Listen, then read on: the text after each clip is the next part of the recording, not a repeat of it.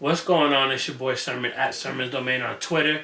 Boss put out his sophomore album, Too High to Riot, this past Friday, and it was one of the projects that I was looking most forward to when I did my anticipated albums for March because I think Boss is someone who's impressed me over the last few months. I wasn't too big on last winter. Maybe if I go back and revisit it, I would appreciate it a lot more, but as far as like when Boss really showed up on my radar was probably Revenge of the Dreamers 2. That's when he had a couple records on there, a feature on there. He had a Housewives, which made the cut onto his project.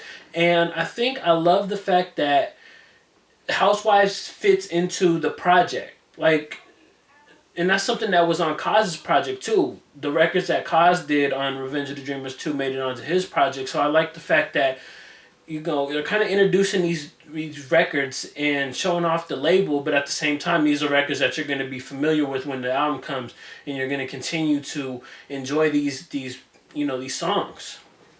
But the title itself. Now, I was doing a little bit of research. I was seeing interviews that Boss has been doing, and one of the ones I read was on Hip Hop DX, where he talks about how the title itself was inspired by bad drugs that he got. He said that instead of like Molly, which is what he wanted, him and his crew and his team and all that, they got methadone. And I'm no like drug expert, but I know there's definitely different effects when it comes to both of those. He even says it on methadone. He says, I've been doing the wrong drugs all along.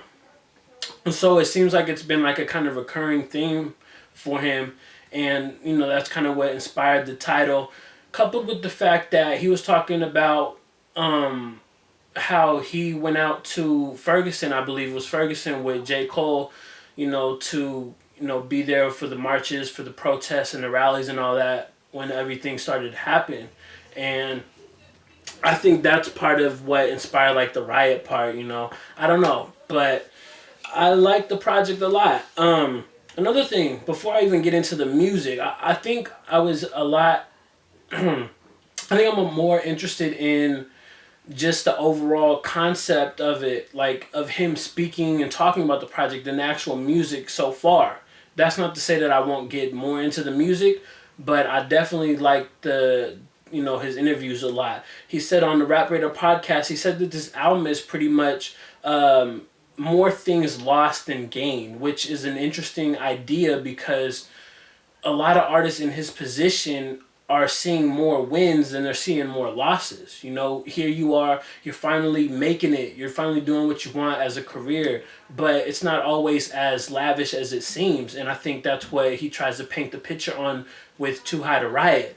Like Live For. Live For starts off with a very personal story about his aunt's passing.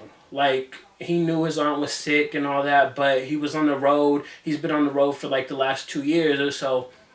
And it's just like a reflection of like, man, I wish I could have said, goodbye to her. And I think we've all had that moment. I know I had that when my grandpa passed away several years ago. Like, I didn't get to say goodbye or anything of that nature. So I really connected with that. Clouds Never Get Old is another record where he talks about like his newfound fame and how like the women that come along with it. He talks about a bus full of white women singing Akinelli. And if you know who that is, then like that's a symbol for sex. Because the guy made Put It In Your Mouth. That's a record that's just, you sing that and you're pretty much opening yourself up. But I like that record. That record stood out to me. And Night Job. Night Job is pretty much like a dedication to the rap game in the sense that a lot of people have a job during the day and like once they go home, it's done. They chill, they relax. As a rapper, you don't do that. You might be working throughout the day. Like if you're on tour, your night job would be performing because most shows happen, after 8 o'clock, 9 o'clock, whatever. But for someone like and for someone like Boss, he's also doing stuff during the day, maybe media or meet and greets, even recording. Like the job just is never done with a rapper. And that was a really nice record. It represents like the tour life and just the overtime that you put in to get where you want to be.